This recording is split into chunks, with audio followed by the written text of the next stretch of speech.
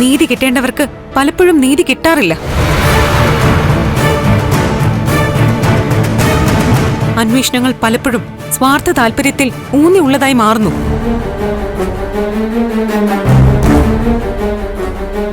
നിയമത്തിന്റെ പഴുതുകളിൽ പിടിച്ച് കുറ്റവാളികൾ രക്ഷപ്പെടുന്നു.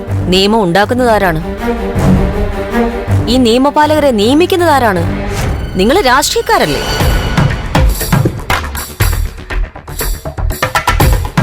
അപ്പോ കുഴപ്പം തുടങ്ങുന്നതും നിങ്ങളിൽ നിന്നാണ്. യഥാ രാജ തഥാ പ്രജ എന്നാണല്ലോ.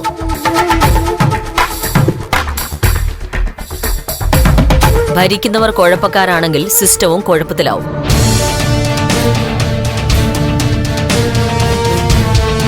മുഖം നന്നാവാത്തതിന് കണ്ണാടിയെ പഴിച്ചിട്ട് കാര്യമില്ല മാം. അത് മാഡം പറഞ്ഞ സത്യ. തുറന്ന മനസ്സോടെ വിമർശനം സ്വീകരിക്കുന്നു.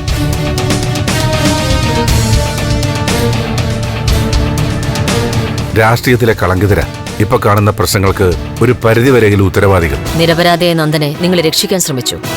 അതിൽ നിങ്ങളെ കുറ്റം പറയാൻ പറ്റില്ല.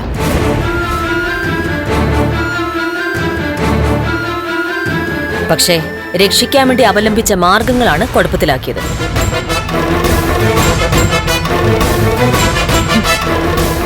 ഞങ്ങൾക്ക് ചില അബദ്ധങ്ങൾ പറ്റിപ്പോയി മാഡം. പക്ഷെ ദൈവത്തെ സാക്ഷി നിർത്തി പറയാ, ഈ കാര്യത്തില് ഞങ്ങൾ ഒരു തെറ്റും ചെയ്തിട്ടില്ല.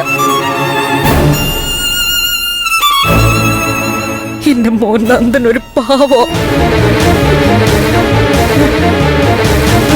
അവൻ എവിടെയാ, എന്ത് ചെയ്യാ ഒന്നും അറിയില്ല.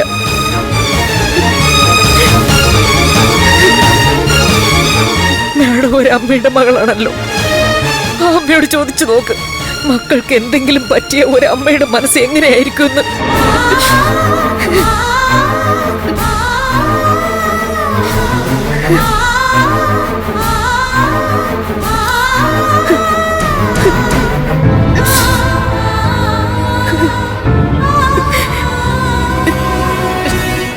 മോളെ,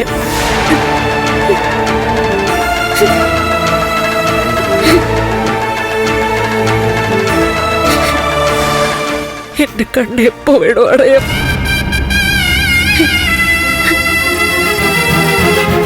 മരിക്കുന്നതിന് മുൻപ് എനിക്ക് എന്റെ മോനെ ഒന്ന് കാണണം. മോള് മാത്രമേ ഉള്ളൂ എനിക്കിനി ഒരാശ്രയം.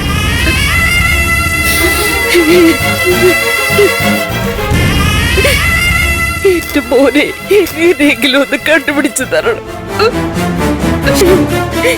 ഈ അമ്മയുടെ അപേക്ഷ.